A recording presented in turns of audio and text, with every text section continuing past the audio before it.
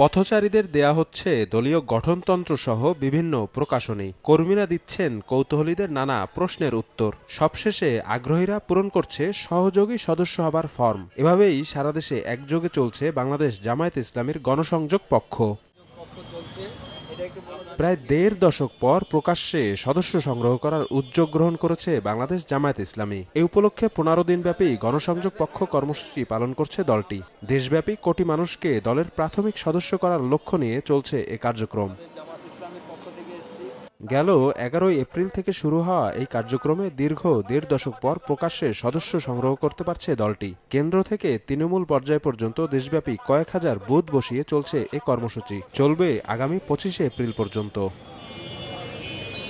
বিগত ফ্যাসিস্ট আমলে সাংবিধানিক ও রাজনৈতিক অধিকার ক্ষুণ্ণ হবার কথা জানিয়ে দলটির কর্মীদের দাবি, গণসংযোগে সাধারণ মানুষের স্বতঃস্ফূর্ত সাড়া পাচ্ছেন তারা।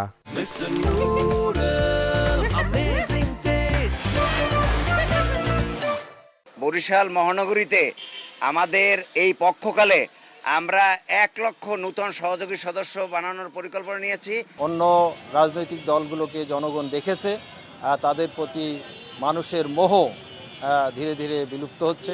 দীর্ঘ ১৬ বছর জনগণের কাছে আমাদেরকে কথা বলতে দেওয়ার সুযোগ এটা হয় নাই। ছাত্র জনতার গণ অভ্যুত্থানের পরে আমরা এই বছরই প্রথম আমরা গণসংযোগটাকে ব্যাপক উৎসাহ উদ্দীপনার মধ্য দিয়ে পালন করছি। আমরা আগে যেটা করেছি, আগে আমরা অত্যন্ত গোপনে ২-৩ জন মিলে আমাদের এই কাজটা করতে হতো।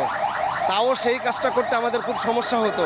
শুধু দলীয় কর্মী বৃদ্ধি নয়, দেশের জন্য দক্ষ ও সৎ জনশক্তি তৈরির উদ্দেশ্যে জামায়াত এই কর্মসূচি নিয়েছে বলে দাবি দলটির এই শীর্ষ নেতার। আওয়ামী ফ্যাসিস্টদের এই ১৫ বছরে জামায়াত ইসলামীর তো কোনো ঘোষিত কর্মসূচি তারা পালন করতে দেয়নি। সাইনবোর্ডওয়ালা অফিস সব কিছু তালাবদ্ধ করতে রাখতে হয়েছে, পুলিশ হামলা করেছে। জামায়াত ইসলামীর সাথে যারা যুক্ত হয় তাদেরকে আমরা সহযোগী বলি।